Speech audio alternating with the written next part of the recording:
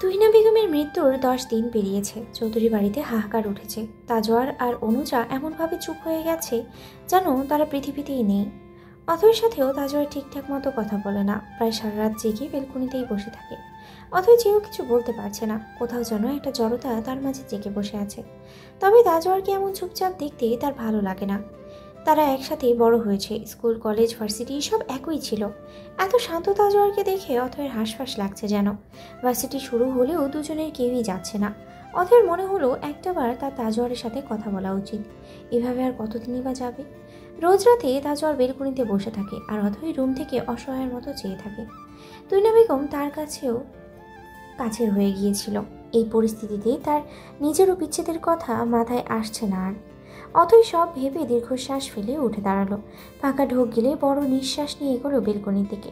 তাছাড়া সেখানে চুপচাপ দেয়ালের সাথে হেলান দিয়ে চোখ বন্ধ করে বসে আছে।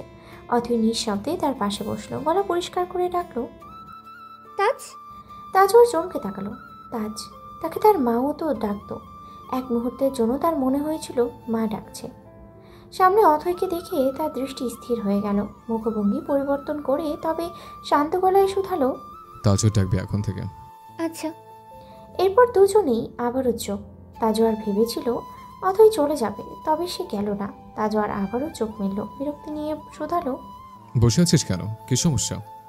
ক্ষুধা লেগেছে। তাজওয়ার মুখ কুচকালো। পাশ থেকে ফোন তুলে দেখলো 12টা পেরিয়েছে। এত রাতে ক্ষুধা লেগেছে? তাজওয়ার আগের মতোই দেয়ালে মাথা ঠেকিয়ে বলল, ক্ষুধা লেগেছে, খেয়ে নে। তোকে কেউ মানা করেছে? আর এত রাতে ক্ষুধা লাগবে কেন, খাসনি? অথই নিষ্পাপ দৃষ্টিতে তাকিয়ে দুই দিকে মাথা নাড়ল। তাজওয়ার তখনও চোখ মুখ কুচকে তাকিয়ে আছে। এমনির মতিগতি সে বুঝতে পারছে না। রাতে খায়নি কেন? এখন এসে এত রাতে ক্ষুধা লেগেছে, তাকে বলার মানে কি? নিজে গিয়ে খেয়ে আসতে পারছে না? মাথায় এতগুলো প্রশ্ন নিয়েও সে মুখে কিছু বলল না। নিজ জায়গা থেকে উঠতে উঠতেই বলল, রুমে বস, আমি খাবার নিয়ে আসছি। অথই তড়িঘড়ি করে তার হাত টেনে ধরল। ছোট উল্টে বলল, হুম, খাবো না, বাইরে যাই। এত রাতে কিছু খোলা পাবো কিনা তাও জানি না। না পেলে নাই, হেঁটেই ঘুরে ফিরে চলে আসবো। যাবি?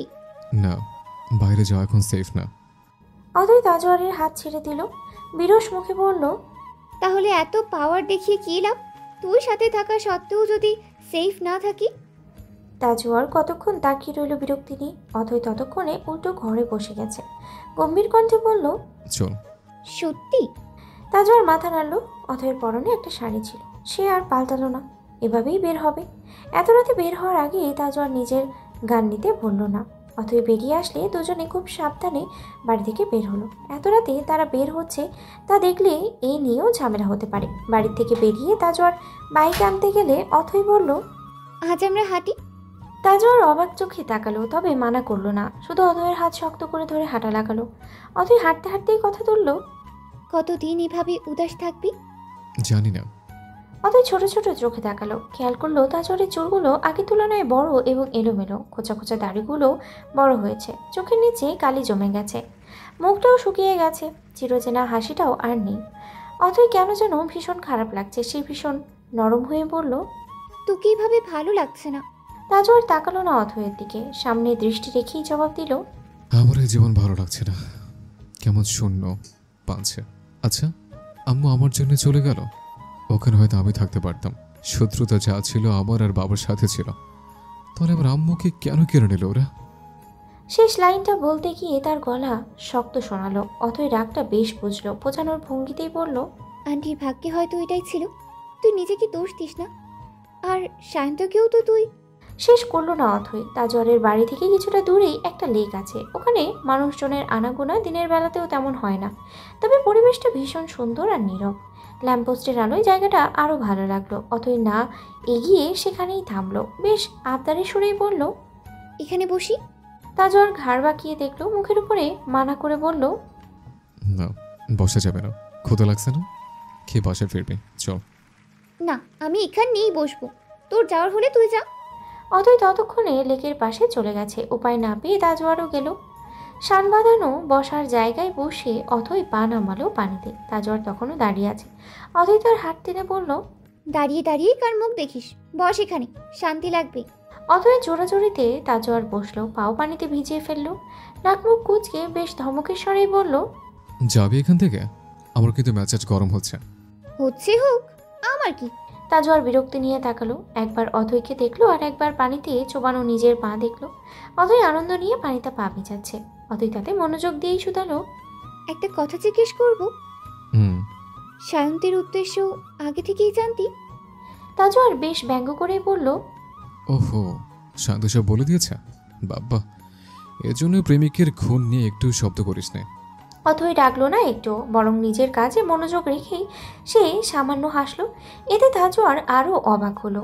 তার মনে হচ্ছে সে স্বপ্নে আছে।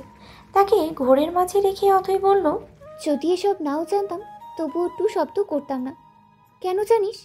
ও যা করেছে তার ফলাফল পেয়েছে। তবে তোর পদ্ধতিটা ভুল তাজ। প্রতিশোধ নেওয়ার চিন্তায় তুই নিজের জীবন নষ্ট করছিস। তাতে আমার যা আসে না। ওরা যতদিন বাঁচবে ততদিন আমার নিজের চেয়েও আমার বাবা, বোন, দাদিমা তোদেরকে নিয়ে ভয়ে বাঁচতে হবে। আমি আম্মুর মতো কাউকে আর হারাতে চাই না। ভয়ে ভয়ে বাঁচতে তাজওয়ার শেখেনি, তাই আমি বাঁচলে ওদের মরতে হবে, আর ওরা বাঁচলে আমাকে মরতে হবে। অথৈ হতাশ দৃষ্টিতে চাইলো। তার এসব ভালো লাগে না।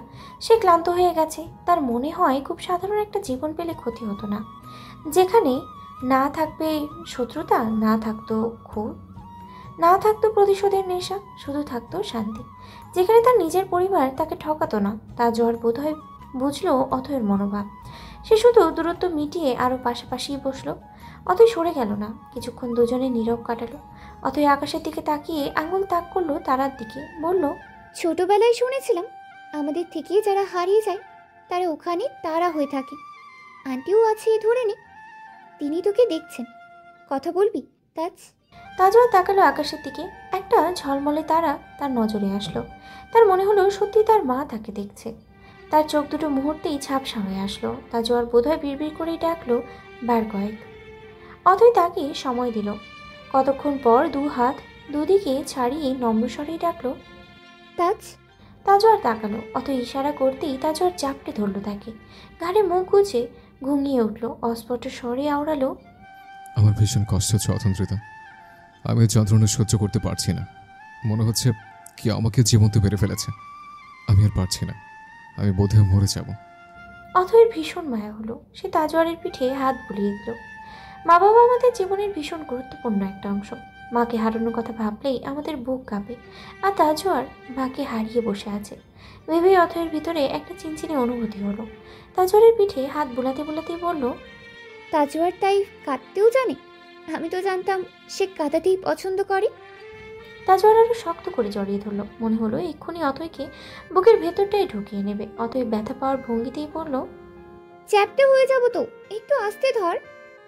সে কথা তাজওয়ার কানেও তুলল না। অথৈ ঠোঁট কামড়ে হাসলো। তাজওয়ার ভেঙে ভেঙে বলল, আমি জানি আমি যা করেছি তা ভুল। তার জন্য তুই আমাকে শাস্তি দিতে চাইলে আমি কিচ্ছু বলবো না। তবে ছেড়ে যাস না অতন্ত্রিতা। তুই হারিয়ে গেলে আমার বুকের বাঁ পাশটায় বড্ড ব্যথা হয়। আমি সহ্য করতে পারি না। অথৈ শুনল শুধু। তাজওয়ার থেমে আবারও বলল, আমাকে আমি পৃথিবীতে সবচেয়ে বেশি ভালোবেসেছি। উনি আমাকে ছেড়ে চলে গেল। তুই আমাকে ছেড়ে গেলে আমি বাঁচতে হয়তো পারবো, তবে কিভাবে তা জানি না। আম্মুর মতো ছেড়ে যাস না প্লিজ। তাজওয়ারের কণ্ঠে আকুলতা। অথৈ কি বলবে ভেবে পেল না। সে থাকবে। তাজওয়ার তাকে ভালোবাসে এটা বুঝতে তার বাকি নেই। আরও আগেই সে বুঝেছে। তবে যে পথে সে এগিয়েছে তা ভুল ছিল। এই মুহূর্তে এ নিয়ে কথা বলা না বলাই ঠিক হবে। পরে ঠান্ডা মাথায় দুজনে বসা যাবে। অথৈ মুখ খুলল। আচ্ছা থাম এখন, শান্ত হও। তাজওয়ার শান্ত হয়েছে ঠিকই, তবে অথৈকে ছাড়েনি। আরো শক্ত করে জড়িয়ে রেখেছে। এবার কতক্ষণ গেলে অথৈ বলল, আন্টি তোকে এভাবে উদাস দেখে কখনো ভালো থাকতো না। এভাবে থাকিস না তাজ, স্বাভাবিক হ। আন্টি যেখানেই আছে ভালো থাকুক, এটা দোয়া কর, ঠিক আছে? তাজওয়ার ছেড়ে দিল অথৈকে। নাক টেনে নিজেকে সামনে মাথা নেড়ে আচ্ছা জানালো। তারপর উঠতে উঠতে বলল, অনেক হয়েছে, এখন ওঠ, বাসায় যাব। স্বার্থপর একটা, নিজের হয়ে গেছে, এখন চলো যাই বাড়ি। চৌধুরীর বংশধর। অথৈ উঠে দাঁড়ালে তাজওয়ার আবারও তার হাত ধরলো। দুজনে উল্টো পথ ধরলো। তাজওয়ার শুধালো, খোদার মানে এটা ছিল? অথৈ শুধু হাসলো। তাজওয়ার বুঝলো সবই। তার খারাপ সময়ে অথৈ তার জন্য এতটুকু করতে চেয়েছে, এটাই তার জন্য বেশি মনে হলো। সে মনে মনে সিদ্ধান্ত নিল নিজেকে স্বাভাবিক করবে। এগোতে এগোতেই সে বলল, আমরা এই শহর ছেড়ে অনেক দূরে চলে যাব, যেখানে শুধু আমরা থাকবো। এসব অশান্তির শত্রুতা কিচ্ছু থাকবে না। অতন্দ্রিতা, একটা সুন্দর সংসার করবে আমার সাথে? তাজওয়ার প্রশ্নটা এত আকুল হয়ে করলো যে অথয়ের মুখ থেকে নাবোধক শব্দটা বেরোলোই না। সে মন্ত্রমুগ্ধের মতো বলে বসলো, করব। অনুজা খান বাড়িতে চলে আসলেও তার মনটা সেখানে পড়ে আছে। এত শান্ত নীরব অনুজাকে দেখে অনুপমের খারাপ লাগে। সে রোজ দ্রুত বাসায় ফেরে, অনুজাকে সঙ্গ দেওয়ার চেষ্টা করে। অনুজা নীরবেই দেখে সব। তাদের বিয়েটাও স্বাভাবিকভাবে হয়নি, তবে অনুপমের এত যত্ন দেখে অনুপমের উপরে রাগটা তার কমে গেছে। প্রতিদিনের মতো আজও অনুপম তাড়াতাড়ি ফিরল। অনুজা তখন হাতে হাতে শামিমা বেগমের সাথে কাজ করছে। শামিমা বেগম বেশ নম্রভাবে কথা বলে অনুজার সাথে। মেয়েটা সদ্য মা হারিয়েছে, তাই যতটুকু পারে মায়ের মতোই ভালোবাসার চেষ্টা করে। অনুপম রুমে গিয়ে আগে ফ্রেশ হলো, তারপর জোর গলায় ডাকলো অনুজাকে। অনুজা শামিমা বেগমের দিকে তাকালে তিনি হাসিয়ে বললেন, আমার দিকে তাকাচ্ছেন কেন? ডাকছে তো অনুপম, যাও দেখো কি লাগবে। অনুজা মাথা নাড়িয়ে হাত ধুয়ে বেরিয়ে আসলো। রুমে এসে শুধালো, ডাকছিলেন? হ্যাঁ, ফ্রেশ হয়ে রেডি হও। কেন? কোথায় যাচ্ছি আমরা? অনুপম আলমারি থেকে নিজের কাপড় বের করলো। নিজের কাজে মনোযোগ দিয়ে শুধালো, শাড়ি পরবে? বের করব? কোথায় যাব বলবেন তো? ঘুরতে যাব। সন্ধ্যা হয়ে গেছে, এ সময় ঘুরতে যাব?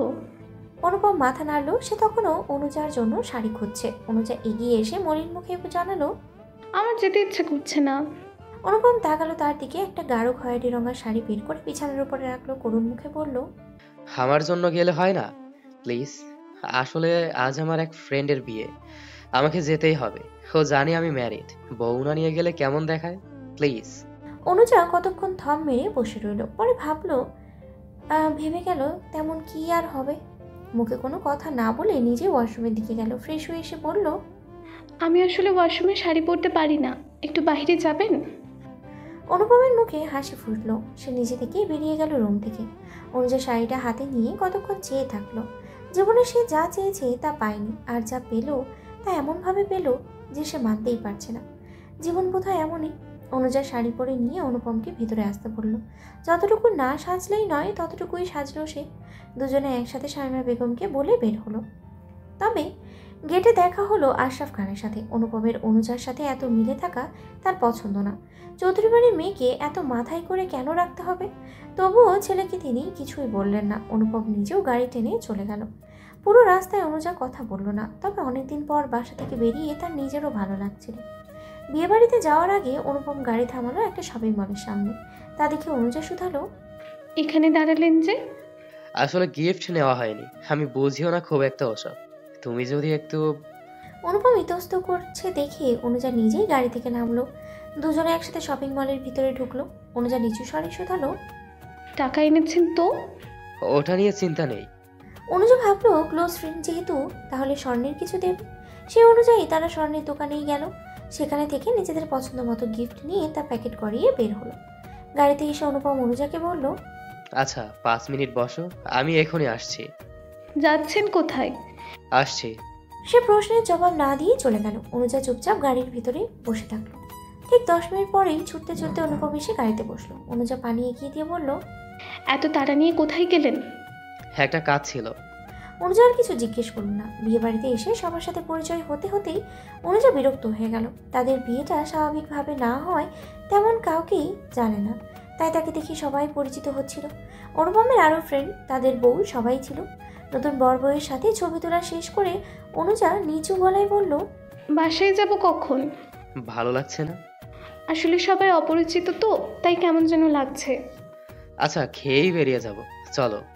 অনুজা মাথা নাড়ল। আর কিছুক্ষণ থেকে খাওয়া শেষ করে বিদায় নিয়ে দুজনে বেরিয়ে আসলো। অনুজা গাড়িতে বসেই বড় করে শ্বাস নিল। অনুপম বেশ অস্বস্তি নিয়ে বলল, তোমার বিরক্ত লাগছে? আমি আসলে ভেবেছিলাম তোমার মনটা ভালো হবে। তেমন কিছু না, আসলে সবাই অপরিচিত তো, তাই একটু অস্বস্তি হয়েছি। থ্যাঙ্কস। কেন? আমার কথা ভেবেছেন তাই? অনুপম হাসলো। গাড়ি স্টার্ট দিয়ে একবার অনুজার দিকে তাকিয়ে বলল, বউ যখন আমার, তখন তার মন ভালো করার দায়িত্বও তো আমার, তাই না? বউ যখন আমার শব্দটাতে অনুজা থেমে গেল। আসলেই তো, সে এখন অনুপমের বউ। সে জানলা দিয়ে বাইরে তাকিয়ে নিজের জীবনটা নিয়ে ভাবল। ভালো সে সামিরকেই বেসেছিল, তবে বিয়ে যখন হয়ে গেছে তখন এটাকেও বোধহয় একটা সুযোগ দেওয়া উচিত। অনুপম ততটাও খারাপ নয় যতটা সে ভেবেছিল। রাতে তাজওয়ার অনুপমকে কল করে ডাকলো। রাত তখন প্রায় 12টার কাছাকাছি। এত রাতে তাজওয়ারের ডাকার কারণটা অনুপম বুঝলো না। অনুজা তখন ঘুম। এত রাতে অনুজাকে একা রেখে যেতে তার মন সায় দিল না, তাই আলগোছে অনুজাকে ডেকে তুলল। অনুজা ঘুম ঘুম চোখে শুধালো, কি হয়েছে, ডাকছেন কেন? কিছু না, আমি একটু বাইরে যাব। তোমাকে একা রেখে যেতে কেন জানি ইচ্ছে করছে না। ও বাড়ি যাবে? অনুজা বুঝলো না ঠিক। তার এখন ঘুম কাটেনি। সে ঘড়ির দিকে তাকিয়ে দেখলো প্রায় 12টা বাজে, তাই শুধালো, এত রাতে কোথায় যাবে? কাজ আছে একটু। তুমি বলো, যাবে? এখানে কি সমস্যা? বিপদ আছে বলেই বলছি। ওঠো, একেবারে ওখান থেকে কাল বিকেলেই ফিরবে, ঠিক আছে?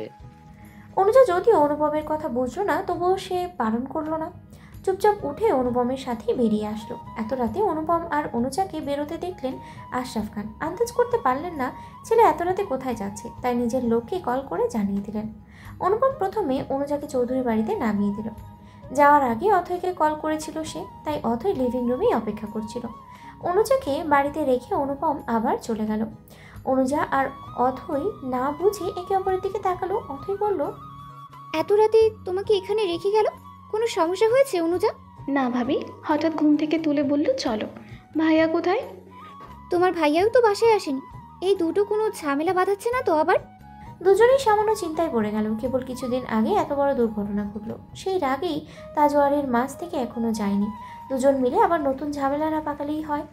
অথই অনুজাকে তার ঘরে দিয়ে নিজেও গেল। অথই বুঝলো না অনুপম অনুজাকে এ বাড়িতে কেন রেখে গেল। ও বাড়িতে কী সমস্যা ছিল।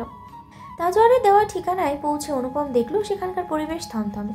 একটা লোক রক্তাক্ত অবস্থায় নিচে পড়ে আছে, তবে বেঁচে আছে সে। অনুপম এসব দেখে তাজওয়ারকে শুধালো, এসব কি, আর আমাকে ডাকলি কেন? তাজওয়ার হাতের ইশারায় তাকে কাছে রাখলো। ঠান্ডা গলায় বলল, দরকার আছে তোমাকে, আসো এদিকে। অনুপম আসলো। সামিরও উপস্থিত ছিল সেখানে। অনুপম তার দিকে একবার দেখে তাজওয়ারের পাশে গিয়ে দাঁড়ালো। তাজওয়ারের হাতে তখনও গান রয়েছে। তাজওয়ার নিচে পড়ে থাকা লোকটির দিকে তাকিয়ে বলল, ওকে চেনো? অনুপম চেনার চেষ্টা করলো। মুখে রক্ত থাকাই সে চিনতে পারছিল না। তা দেখে তাজওয়ার একজনকে ইশারা করতেই সে এসে পানি ঢেলে দিল মুখের উপরে। লোকটা ধরফড়িয়ে উঠলো। অনুপম স্বাভাবিকভাবেই জানালো, চিনি না। কে এটা? ও তো তোমাদের চেনে। আমাদের বলতে? তাজওয়ার ঘাড় বাঁকিয়ে তাকালো আর শান্ত গলায় বলল, তোমাকে, তোমার বাবাকে, সাজ্জাদ আহমেদকে, সায়ন্তকে, তোমাদের সাথে থাকা সবাইকেই। অনুপম অবাক চোখে চাইল। কণ্ঠে অবাকতা ধরে রেখে বেশ উত্তেজিত গলায় শুধালো, আমাদের সাথে থাকা সবাই মানে কি তাজওয়ার? আর তুই আমার আর বাবার সাথে সাজ্জাদ আহমেদদেরকে কেন টানছিস? কেন টানছে বুঝতেছো না? না। কথাটা বলার সাথে সাথেই তাজওয়ার রেগে গানটা চেপে ধরলো অনুপমের বুকে। চল শক্ত করে চেঁচিয়ে বলল, তোরা সবাই মিলে আমার মাকে মেরে ফেলেছিস। মারতে তো আমাদের সবাইকে চেয়েছিলে, কিন্তু ভুলবশত কেবল আমার মা চলে গেছেন। আমি বেঁচে গিয়ে তোদের অনেক বড় ভুল হয়ে গেছে অনুপম খান। এবার তোরা মরবি। অনুপম ভয় পেল না। সে তখনও স্বাভাবিকই রইল। নিজেকে ঠান্ডা রেখে বলল, চেঁচিয়ে বললেই এটা সত্যি হয়ে যাবে না তাজওয়ার। তোর গানকে আমি ভয় পাই না। আমি আর বাবা কিছুই করিনি। আমরা খুনি নই। তাজওয়ার শব্দ করে হেসে উঠল। গান সরিয়ে নিচে পড়ে থাকা লোকটার পায়ে গুলি করে দিল। লোকটা গগন বিদারী চিৎকার দিল। তাজওয়ার তাকে উদ্দেশ্য করে কিছু বলার আগে লোকটা ব্যথার আর্তনাদ করতে করতে কোনো রকমে বলল, আশরাফ খান, সাজ্জাদ আহমেদ আর তার ছেলে মিলে করিয়েছে সব। আমাকে ছেড়ে দেন, মাফ করে দেন। তাজওয়ারের সাথে সাথেই লোকটার বুকে গুলি চালিয়ে দিল। অনুপম থ মেরে দাঁড়িয়ে রইল। সে যেন তার কানকে বিশ্বাস করতে পারছে না। এই লোকটাকে দিয়েই তাজওয়ারের গাড়িতে বোম ফিট করা হয়েছিল। আলম চৌধুরীর লোক হয়েও টাকার লোভে সে বেইমানি করে। তাজওয়ার নিজের রাগ নিয়ন্ত্রণ করতে পারছে না। অনুপম অবিশ্বাস্য কণ্ঠে বলল, অসম্ভব, এটা হতেই পারে না। বাবা কখনো এমন করবে না। তুই এসব নাটক করছিস তাই না? হ্যাঁ, আমার মায়ের মৃত্যুকে তোর নাটক মনে হয়? তোর নামও নেয়নি বলে তুই এখনো দাঁড়িয়ে আছিস, নয়তো তোকে এই মুহূর্তে এখানে মেরে ফেলতাম। তবে একটা কথা কান খুলে শুনে রাখ, আশরাফ খানকে আমি মারবই। সরাসরি তাজওয়ার আশরাফ খানকে মারতে চাওয়ায় অনুপমের রাগ হলো। সে গিয়ে তাজওয়ারের কলার চেপে ধরল। সাথে সাথেই চারপাশ থেকে রাইফেল তাক করলো সবাই। অনুপম এক নজর সেদিকে দেখে বলল, খবরদার তাজওয়ার, আমার বাবাকে কিচ্ছু করবি না। উনি কি করেছে আমি কথা বলবো ওনার সাথে। তুই ওনাকে কিছু করবি না। আচ্ছা, করবো না। আমার বাবার জন্য আমার মা মারা গেছেন, তো তোমার সামনে আমি তোর মাকে সেম ভাবে মেরে দেই, কেমন লাগবে বলো? খুন করে ফেলবো তোকে। তাজওয়ার ব্যঙ্গাত্মক হাসি হাসলো। এই হাসির মানে বুঝতে সময় লাগলো না অনুপমের। সে তাজওয়ারের কলার ছেড়ে দিয়ে চুল টেনে ধরল। আশরাফ খান এই কাজের সাথে জড়িত আছে তা সে ভাবতেই পারছে না। তাজওয়ার তাকে বেশ শান্তভাবেই বলল, আমার ভাইকে কে মেরেছিল জানো? অনুপম প্রশ্নসূচক দৃষ্টিতে চাইল। তাজওয়ার নিজের হাতের গানে ফু দিয়ে বলল, তোমার বাপ আশরাফ খান। তুমি সেদিন চলে তো গেছিলে, কিন্তু তোমার বাপ সেখানে ছিল, তা দেখোনি। তোমার বোন কি তোমাদের শত্রু ভালো কেন বাসলো? সে অপরাধে তাকে ওখানে বুকে 3টে গুলি করেছিল। ভাই আত্মরক্ষার চেষ্টাও করতে পারেনি। তোমার বাপ আজকের নতুন খুনি নয়, তিনি অনেক আগে থেকেই খুনি। তোর কাছে কি প্রমাণ আছে? প্রমাণের দরকার তোমার হলে তাজওয়ারের হয় না। তুমি কি তোমার দেওয়া তুলসী পাতা বাবাকে জিজ্ঞেস করো, যদি কলেজে থাকে তাহলে এমনি স্বীকার করে নেবে। আর একটা কথা, শেষবারের মতো শুনে রাখো, আমি আশরাফ খান, সাজ্জাদ আহমেদ ওদের সবাইকে মারব। তুমি কেন? পৃথিবীর কেউ আটকাতে পারবে না, এটা আমার প্রতিজ্ঞা। অনুপম আর আশরাফ খান একসাথে অফিসে এসেছে। অনুপম কাজ ছেড়ে সবার আগে আলম চৌধুরীর সাথেই বসলো। গত রাতের এসব কথা শুনে তার মাথা বেশ খারাপ হয়ে আছে। সে বিশ্বাস করতে পারছে না এখনো, তাই সরাসরি আশরাফ খানকেই বলল, আপনার সাথে আমার কিছু কথা আছে বাবা। আশরাফ খান তখন কিছু কাগজপত্র দেখছিলেন। সেই দিক থেকে চোখ তুলে ছেলের দিকে তাকালেন। বেশ স্বাভাবিক গলায় বললেন, তোমার সাথে আমার কিছু কথা আছে অনুপম। কাল রাতে বউকে নিয়ে কোথায় গেছিলে? চৌধুরী বাড়িতে। কেন? প্রয়োজন ছিল একটু। আশরাফ খান মনে মনে বেশ রেগে আছেন, তবে ছেলের সাথে বেশি কঠোর হওয়া ঠিক হবে না। এই মুহূর্তে তাদের একসাথে থাকাটা জরুরি। আশরাফ খান তবুও বলে বসলেন, বিয়ে করে শ্বশুর বাড়ি মুখী বেশি হয়েছে বলে মনে হচ্ছে না তোমার? রাত বিরাতে যখন তখন বউকে নিয়ে বেরিয়ে যাচ্ছ। বিয়ে কি ওকে এত আদরে রাখবে বলে করেছ? অনুপম শান্ত, তার মাথায় এখন অন্য টপিক। এগুলো কথা তার গায়ে লাগছে না, লাগবেও না। সে সরাসরি প্রশ্ন করে বসলো, তানভীরকে আপনি মেরেছিলেন? তাজওয়ারের গাড়িতে আপনি সাজ্জাদ আহমেদের সাথে মিলে বোম ফিট করেছিলেন? আশরাফ খান চমকালেন। অনুপম এত কিছু কোথা থেকে জানলো? তার তো জানার কথা নয়। নিজেকে সামলে গম্ভীর গলায় শুধালেন, তোমাকে এইসব কে বলেছে? তোমার বউ? আজকাল কি বউয়ের কথা বেশি শুনতেছ? তনুজ এসব কোথা থেকে জানবে বাবা? আর আপনি কথা ঘোরাবেন না। তাজওয়ার এমনি এমনি কিছু বলে না, এটা আমি ভালো মতোই জানি। তাছাড়া যাকে ঠিক করেছিলেন সে আমার সামনেই সবটা স্বীকার করে নিয়েছে। এবার আপনি সত্যিটা বলেন।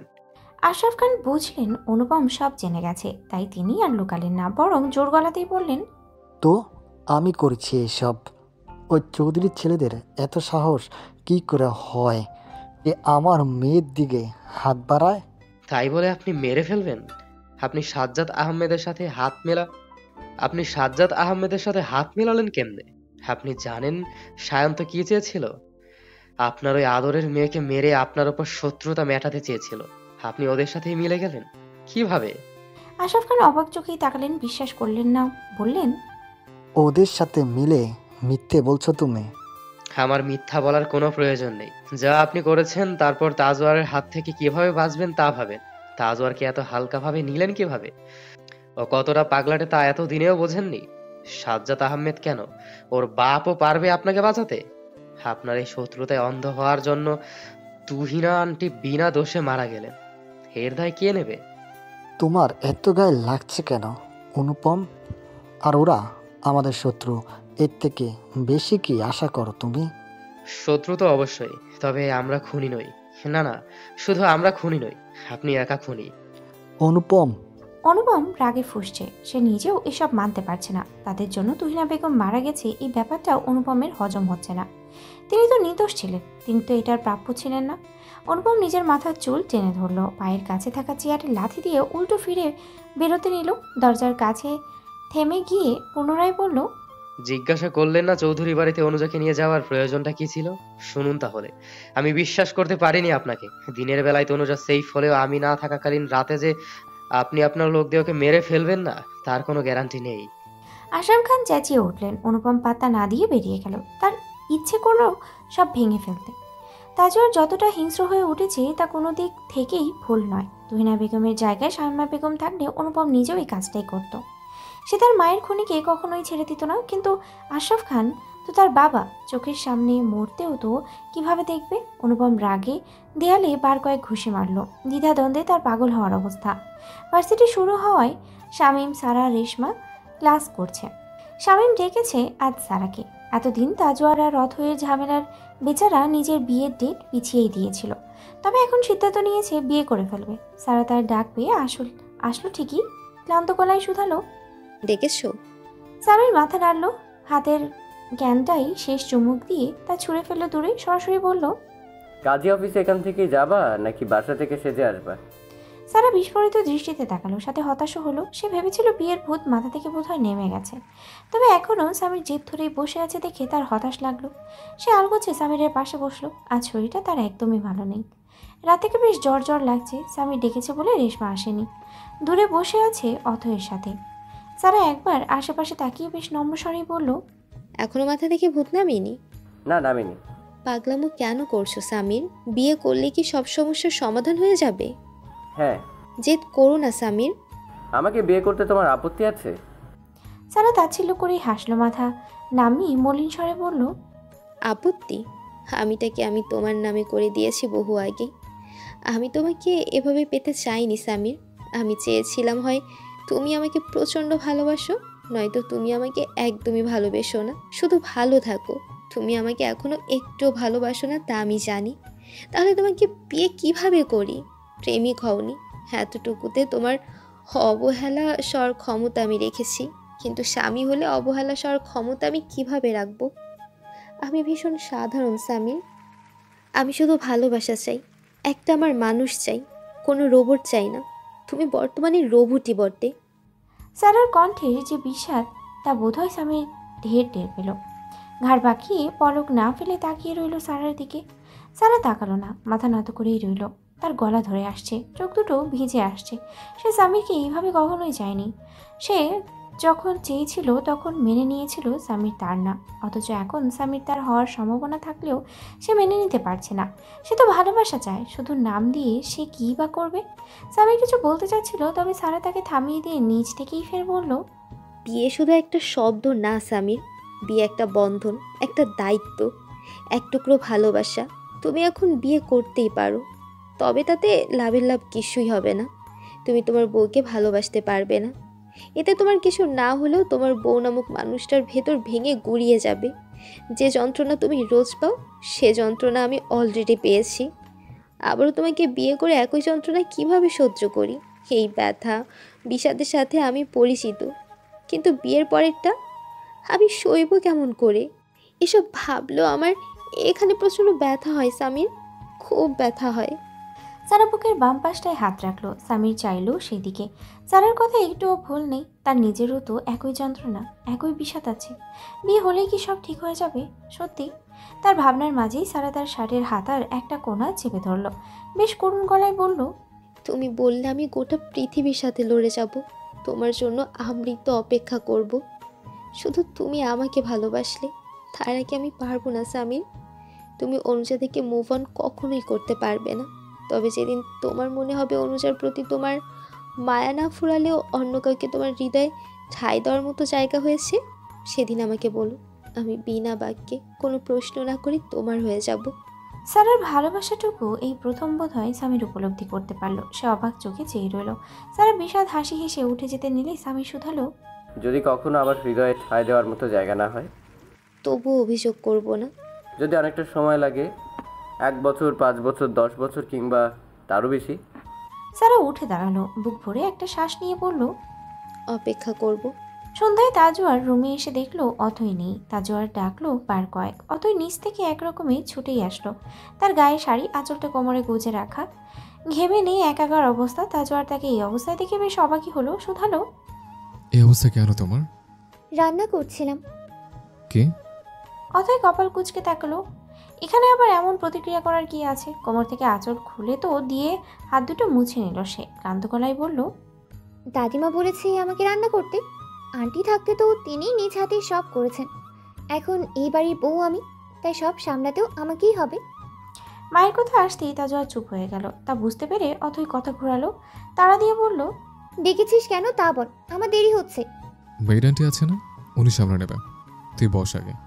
গেমে কি হয়েছে সেটা? ঢং, রান্নাঘরে গেলে মেয়েরা এমনই হয়। তুই কি বলবি তা বল। আমার সংসার সামলাচ্ছিস আর আমাকে তুই তুই করেছিস। একটি সম্মতি তুমি বললে কি হয়? ও মা, তুমি কেন বলবো? আপনিই বলি আজ থেকে। তা বলুন জাহাপনা, আমাকে তলব করিবার কারণ কি? তাজোয়ার ঠোঁট কামড়ে হাসলো। অথয়ের এমন অবস্থাতেই সে কাছে টেনে নিল। অথয় হকচকিয়ে বলল, কি করছিস? কিচ্ছু না। তোর মুখে আপনি ডাক্তার কিনতে জোস অতন্ত্রিতা। হ্যাঁ, সবই জোস আমরা। তাজোয়ার অথয়ের গলায় নাক ঘষে বলল, সে আর আমার থেকে ভালো কে জানে। অথয় খিলখিলিয়ে হেসে উঠল। সুসুরি লাগছে তার। তাকে এভাবে হাসতে দেখে তাজোয়ার মুখ তুলে তাকালো। অথয় হাসি আটকানোর চেষ্টা করে বলল, সুরসুরি লাগে। তা শুনে তাজোয়ার আরও বেশি করেই নাক ঘষল। নিজের খোঁচা খোঁচা দাড়ি দিয়ে অথয়ের গালে ঘষল। অথয়ের হাসি তাজোয়ারের মনে একটা অন্য রকমের প্রশান্তি দিল যেন। অথয় হাসির মাঝেই তাজোয়ার বলল, আমাকে বিশ্বাস করিস? না। এমনি মুখের উপর না কে বলে? যা সত্যি তাই তো বলেছি। তোকে আমি একটুও বিশ্বাস করি না। তাহলে তোরে গিয়ে মর যা। অথয় কপালে ভাঁজ ফেলে তাকালো।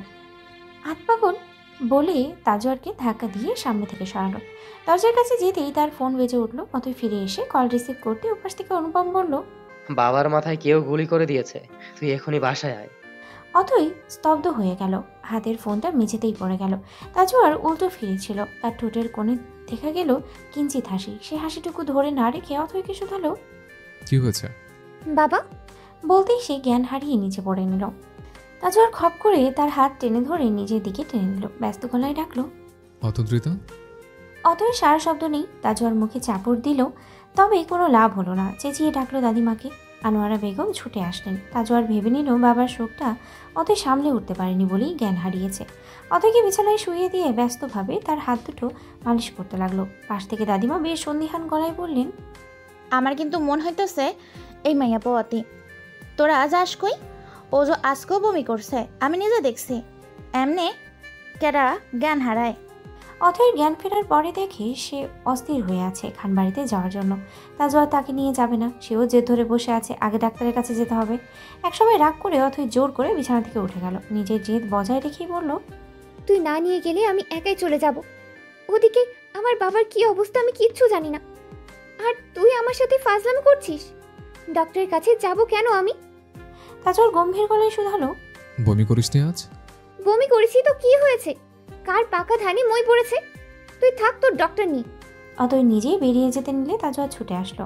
অথয়ের হাত চেপে ধরে বলল, আচ্ছা ঠিক আছে, আমি নিয়ে যাচ্ছি, চল। তবে শর্ত আছে। কি শর্ত? আসার সময় ডক্টরের কাছে যাবি আমার সাথে। অথয় প্রচণ্ড বিরক্ত নিয়ে তাকালো। তাতে তার চেপে মেনেও নিল তা। তারপরে তাজোয়ার তাকে খানবাড়িতে নিয়ে গেল। বাড়ির বাইরে অনেক মানুষ জমেছে। বাড়ির ভেতর থেকে কান্নার সুর ভেসে আসছে। বুঝেই অথয় ভারসাম্য হারিয়ে পড়ে যেতে নিল। তাজোয়ার তাকে ধরে নিচু গলায় বলল, সাবধান অতন্ত্রিতা, পড়ে যাবি। অথয়ের কানে সে কথা গেল না। তার মাথায় চলছে তার বাবা ঠিক আছে তো, এত লোক এসেছে কেন, কান্নার শব্দই বা আসছে কেন। অথয় ফাঁকা ঢোক গেল। বাড়িতে প্রবেশ করতে দেখলো মেঝেতে আশরাফ খানের নিথর দেহ রাখা।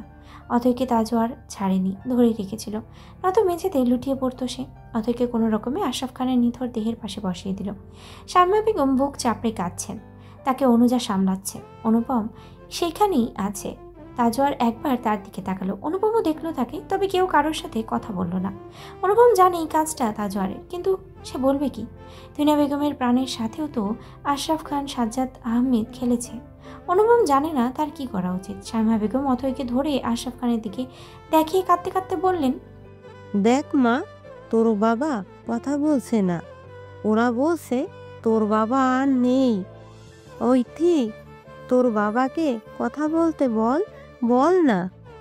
বাবার প্রতি অথয়ের অভিমান জমেছিল আকাশ সমান। তবে বাবার এই অবস্থা সে মানতে পারছে না। স্তব্ধ হয়ে কতক্ষণ বসে রইল সে। বাবাকে ডাকতে ডাকতে সেও হাউমাউ করে কাঁদতে শুরু করলো। তাজোয়া ছুটে এসে তার পাশে বসলো। নিজের বুকে আগলে নিয়ে থামানোর চেষ্টা করলো, তবে থামলো না অথই। বারবার বাবা বলে ডাকতে থাকলো। অথই কাঁদতে কাঁদতে অসুস্থ হয়ে পড়েছে। দুবার বমি করেছে। তার এই অবস্থা দেখে অনুজা ঘরে শুইয়ে রেখেছে তাকে। অনুপমও বোনকে নিয়ে চিন্তায় পড়ে গেছে। সে সবার অগোচরে তাজোয়ারের কাছে গেল। বেশ শান্ত গলায় শুধালো, অথয়ের কি হয়েছে? ওইভাবে বমি করলো কেন? ওকে দেখে অসুস্থ মনে হলো। ডক্টর দেখাসনি? তোমার বোনের যে তুমি জানো না, এখানে আসার আগে জ্ঞান হারিয়েছিল। কতবার বললাম আগে ডক্টরের কাছে যাই, সে জেদ করে আগে এখানে আসলো। কাল সকালে আগে ওকে ডক্টরের কাছে নিয়ে যেতে হবে। অনুপম কথা বাড়ালো না, দীর্ঘশ্বাস ফেলল শুধু, উল্টো ঘুরে যেতে যেতে বলল, এবার প্রতিশোধের নেশা ছেড়ে দে, অথৈকে যত্নে রাখ। এই প্রতিশোধ তোর পরবর্তী প্রজন্মের ওপর যেন ভারী না পড়ে। আমার মনে হয় তুমি মামা হবে।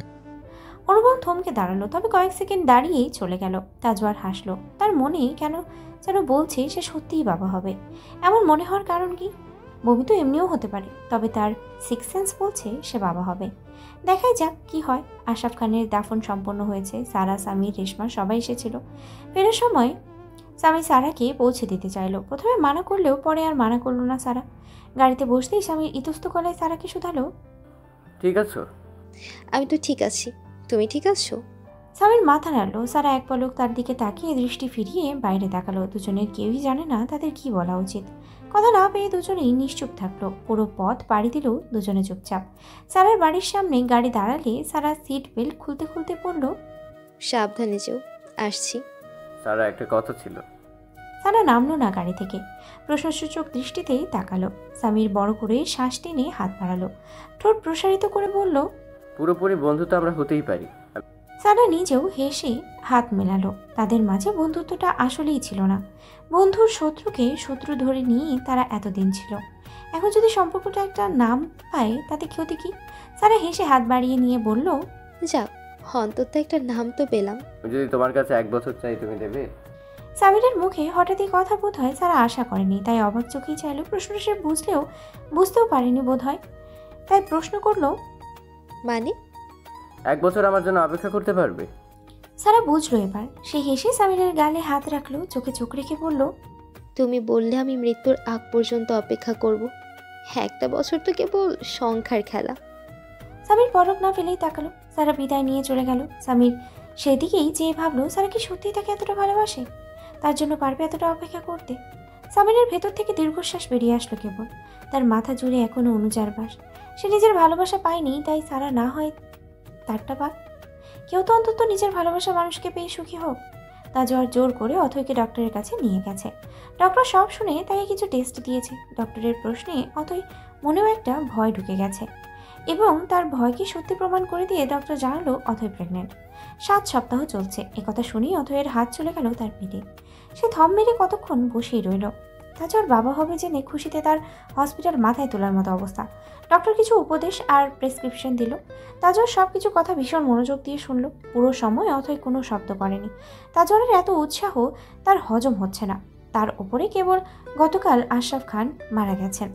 এখনই এত বড় নিউজটা তার হজম হয়নি।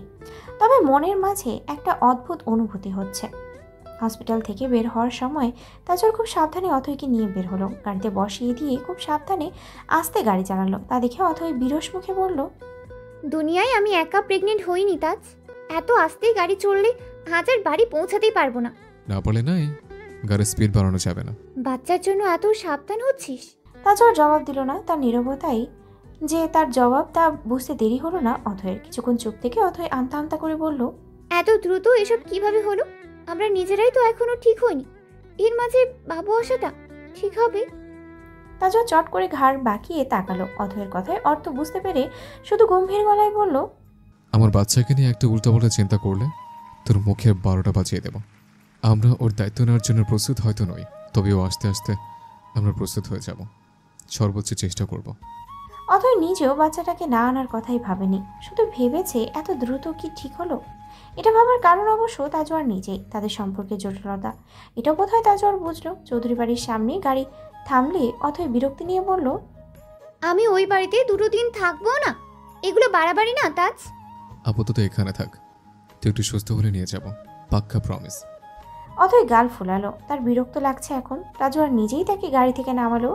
বাড়িতে ঢোকার আগেই বেশ নম্র গলায় বলল, আমাদের সম্পর্কে জটিলতাও ও আসলে মিটে যাবে অতন্ত্রিতা। আমি অতীতের সব কিছু ভুলে নতুনভাবে তোদের নিয়ে সুন্দরভাবে বাঁচতে চাই। তোকে একটা সুন্দর সংসার দিতে চাই, আমাদের মেয়েকে একটা পারফেক্ট বাবা দিতে চাই। পুরো কথার মাঝে অথৈ ধরে বসলো মেয়ে কথাটা। সে চোখ মুখ কুচকে শুধালো, তোকে কে বললো যে আমাদের মেয়ে আসবে? ছেলেও তো হতে পারে। আমি জানি মেয়ে হবে, তোরা তো কথা বলা লাগবে না, চুপচাপ দেখে হাঁট। ছাড়। অতন্ত্রিতা, ভয় পাই নাকি তোকে? তাজওয়ার চোখ ছোট ছোট করে তাকালো। সে ঢের বুঝতে পারছে ভবিষ্যতে তার কি অবস্থা হতে চলেছে। অবশ্য একটি সুন্দর স্বপ্নের জন্য এমন ঝাড়িও সে সহ্য করতে রাজি। তার অতন্দ্রিতা আর তাদের বাবু তো থাকবে তার সাথে, এটাই ঢের বেশি। আনোয়ারা বেগম অথয়ের প্রেগনেন্সির খবর শুনে তেমন প্রতিক্রিয়া করলেন না। আশরাফ খান মারা যাওয়ায় তিনি এখন অথয়কে নিয়ে কনফিউজ। অথয়কে মেনেও নিতে চান না, আবার এখন প্রেগনেন্ট শুনে কিছু বলতেও পারছেন না।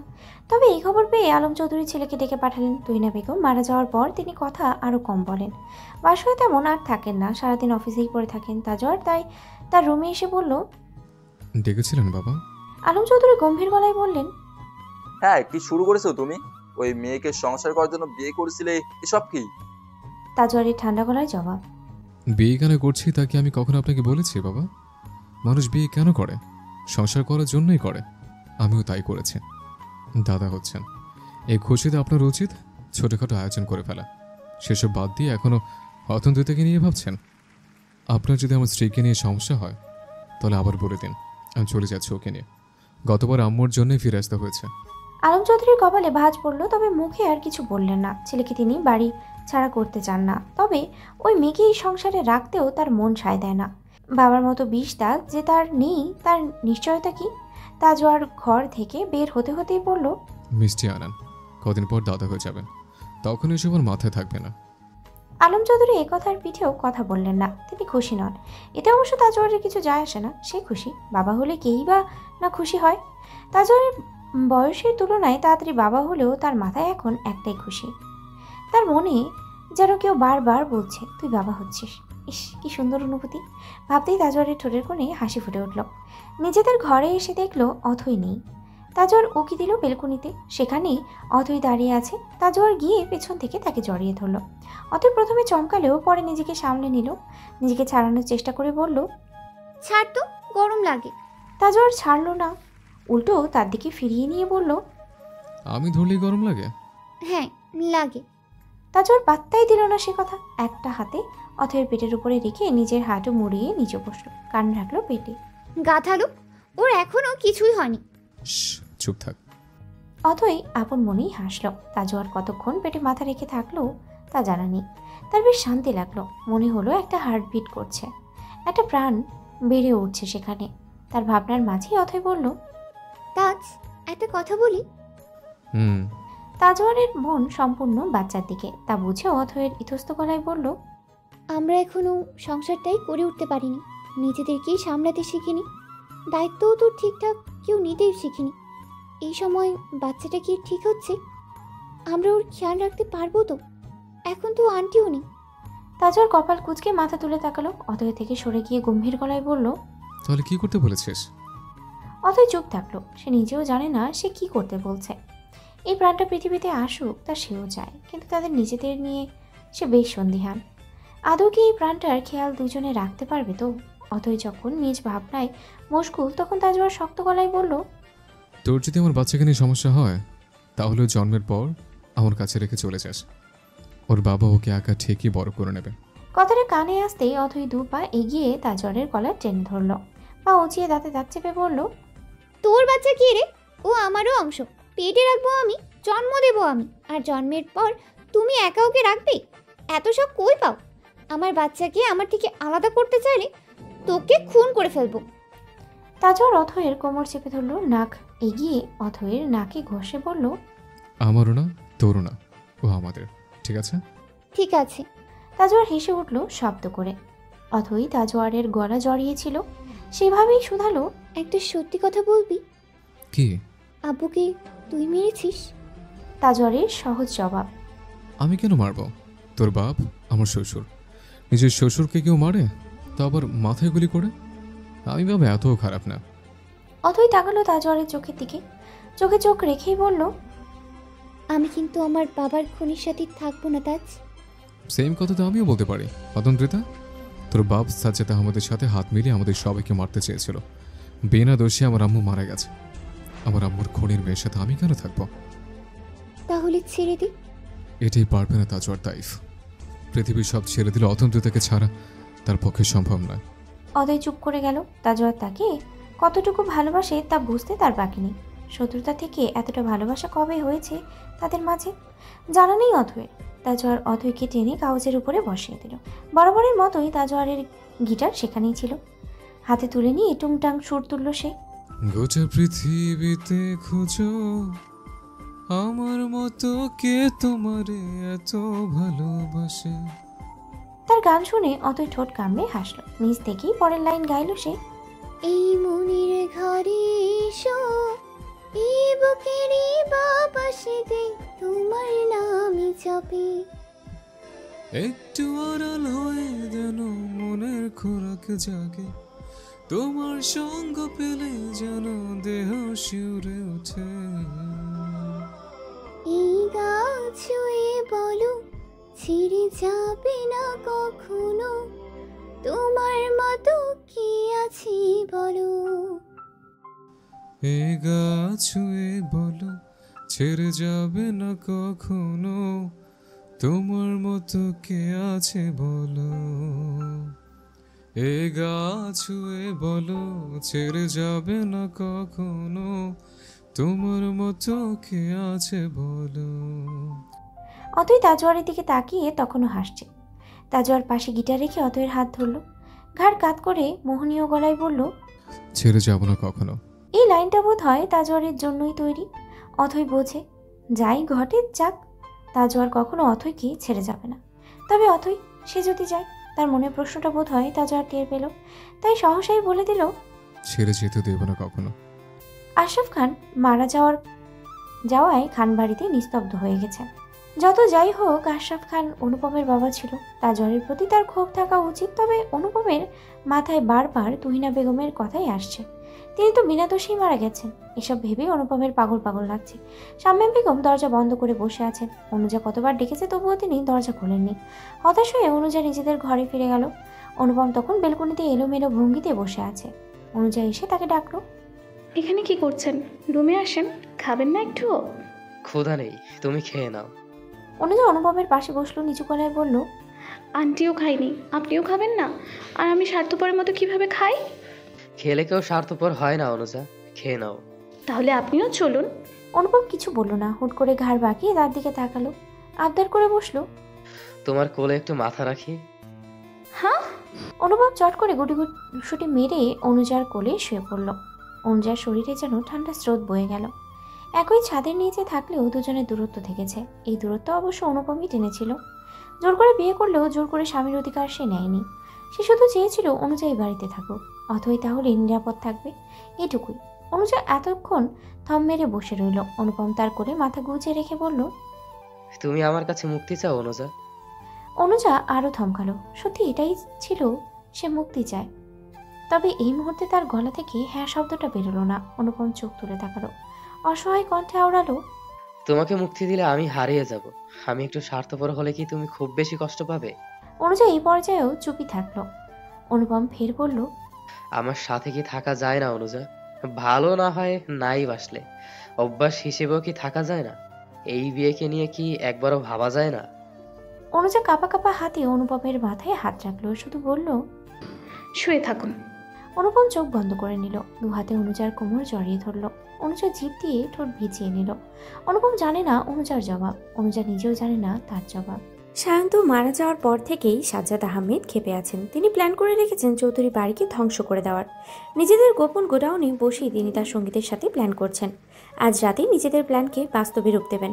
হঠাৎই বিকট একটা শব্দ হলো। গোডাউনের দরজা ভেঙে জিপ গাড়ি নিয়ে ঢুকলো তাজওয়ার আর সামির ড্রাইভিং করছে, আর তাজওয়ার রাইফেল তাক করে দাঁড়িয়ে আছে। সাজ্জাদ আহমেদ অবাক চোখে তাকাতলেন।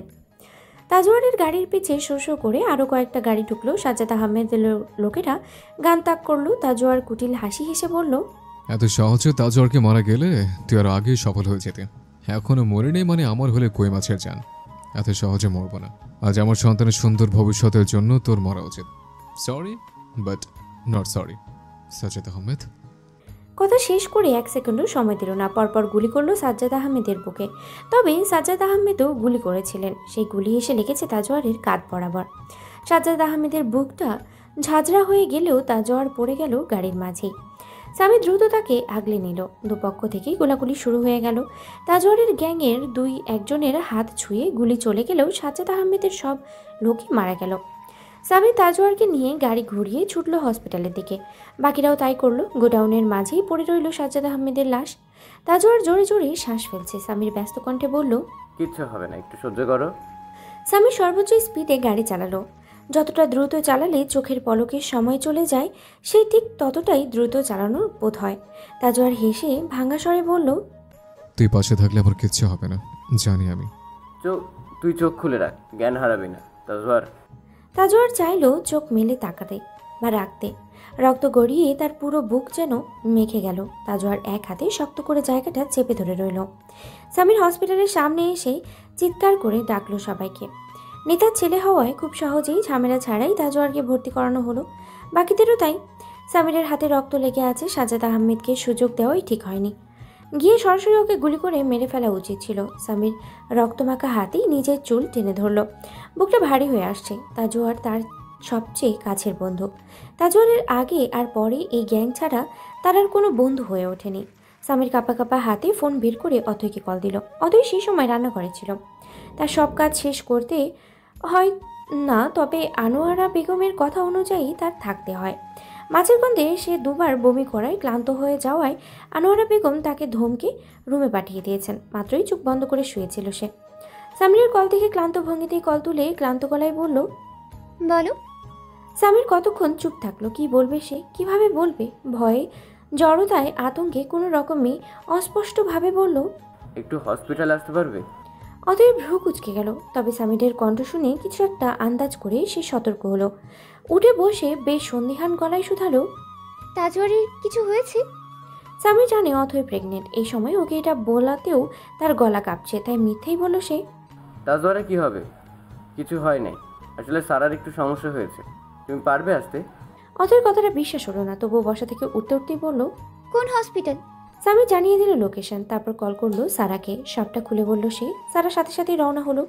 ওখানে আগে অথই পৌঁছে এসব দেখলে সহ্য করতে পারবে কি না তা জানা নেই তাদের কেউই। সামির ভাবলো অনুজাকে কল করবে কিনা। অনুপমের নাম্বার ছিল তার কাছে, তাই সে অনুপমকেই কল করলো। অনুপম সব শুনে অনুজাকে নিয়ে বের হলো। হসপিটালে ঢোকার আগ মুহূর্তে অথই হৃৎপিণ্ডের গতি বাড়ল। এর কারণ সে জানে না, শুধু জানে তার মন বেশ কুটাচ্ছে। অথই বেশ সাবধানেই সামিরের কথা অনুযায়ী আসলো।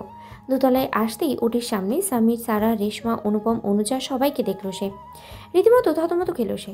তার আসার আগে এরা পৌঁছে গেল। সামির কি সব শেষে তাকে কল করেছে নাকি? পরক্ষণেই তার খেয়াল হলো সারা এখানে সুস্থ, স্বাভাবিকভাবেই দাঁড়িয়ে আছে। অনুজা বসে কাঁদছে দেখে অথয়ের বুকটা ধক করে উঠল। সে এগোতে গিয়ে হোঁচট খেয়ে এলো শাড়ির সাথে। সারা, রেশমা ছুটে আসলো। অথয়কে ধরতে ধরতেই সে বলল, আমি ঠিক আছি। এখানে কি হয়েছে? তোরা সবাই কি করছিস? অনুজা কাঁদছে কেন? আর সামির, তুমি না বললে সারার কিছু হয়েছে? ও তো দাঁড়িয়ে আছে আমার সামনে। তাহলে তুমি আগে বসো, অনেক দুর্বল লাগছে তোকে। অথয় বসলো। তার দুপাশে রেশমা আর সারা বসলো। অথয় অস্থির দৃষ্টিতে ওটির দিকে তাকালো। সেদিকে ইশারা করে জিজ্ঞেস করলো, ওখানে কে আছে? অনুপম এসে অথয়ের সামনে হাঁটু মুড়িয়ে বসলো। কিছু বলার পূর্বেই অথয় বলল, তাজ ওখানে আছে। এই কথা কিন্তু আমি শুনবো না। তাজ কোথায়? ও এই অবধি পৌঁছানোর মতো মানুষই না। ও হেরে যাবে এমন নয়। কোথায় ও? ভাইয়া, তাজ কোথায়? ওখানে কিন্তু তাজ নেই, বলে দিলাম। অথয়ের দিকে অসহায় দৃষ্টিতে তাকালো সবাই। অথয়ের এমন পাগলাম হতে অনুজা শব্দ করে কেঁদে উঠল। এতেই যা বোঝায় সে ঠিক বুঝে গেল। স্তব্ধ হয়ে রইল কতক্ষণ। আজ প্রথমবারের মতো অনুভব করলো এই তাজকে ছাড়া তার চলবে না। তাজের কিছু হলে তার পোড়াবে। তার বুকের ভেতরটা অসম্ভব এক যন্ত্রণার সৃষ্টি হলো। সহ্য করতে না পেরে শাড়ির উপর দিয়েই সে বুকে ডলতে শুরু করলো। শ্বাস নিতে শুরু করলো টেনে টেনে। এক সময় তার প্যানিক অ্যাটাক শুরু হলো। কেউ তাকে সামলাতে পারলো না, শত চেষ্টা করেও। নার্স এসে দ্রুত তাকে পাশের বেডে নিয়ে গেল। প্রেগনেন্ট থাকায় তাকে কোনো ইঞ্জেকশন পুশ করা হলো না। ততক্ষণে অথই জ্ঞান হারিয়েছে। তাজওয়ারের কাজ ছুঁয়ে গুলিটা বেরিয়ে যাওয়ায় এবারের মতো সে বেঁচে গেল।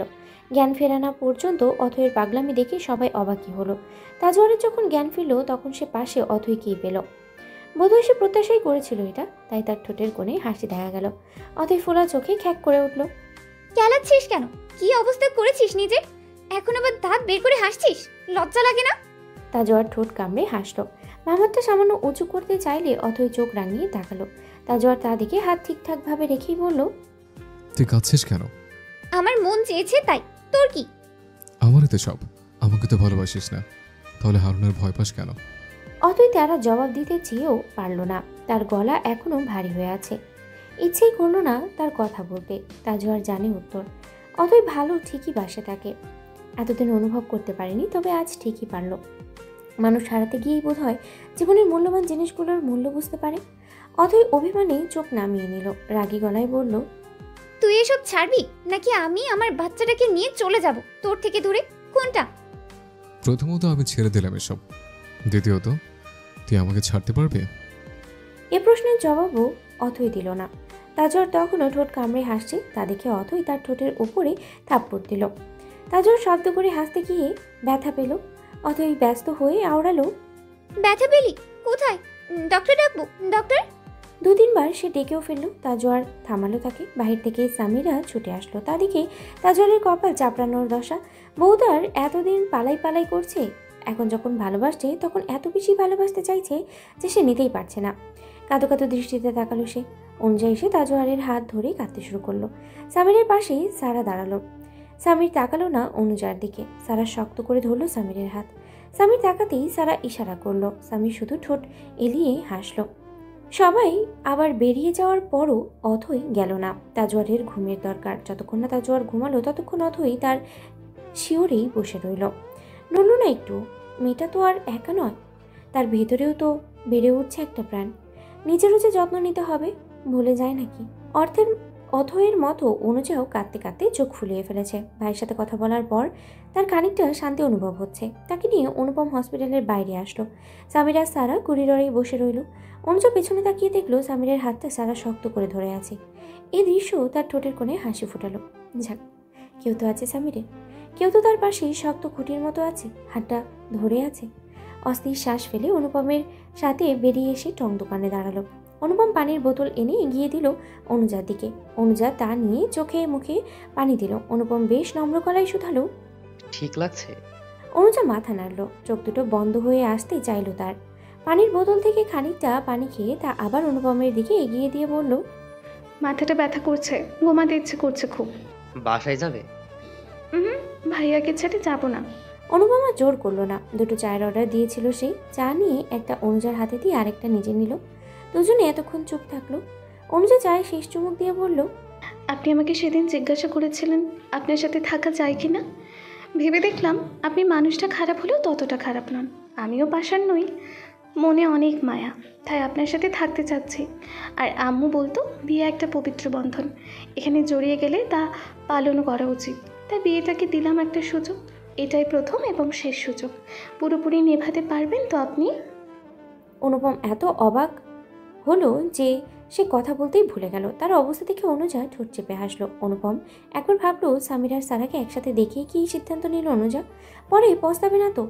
আগ্রহ চেপে না রাখতে পেরে সে জিজ্ঞেস করেই বসলো, তুমি কি সারা আর সামিরকে একসাথে দেখে এই সিদ্ধান্ত নিলে?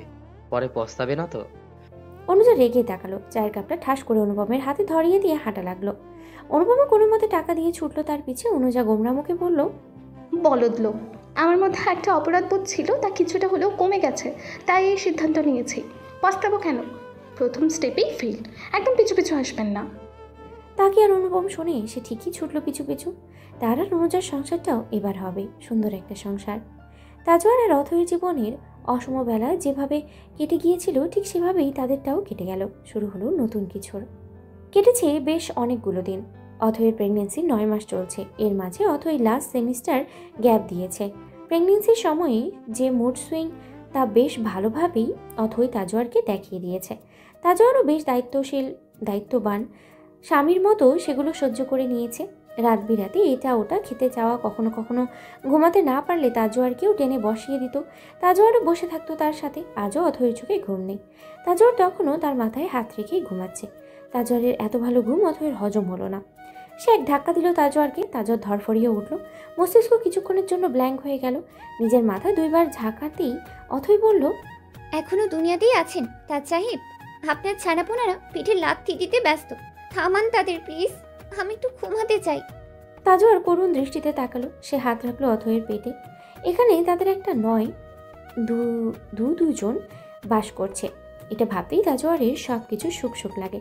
তাজওয়ার মাথাটা অথয়ের পেটে রেখে বাচ্চাদের উদ্দেশ্যে বলল, পুচকে পার্টি।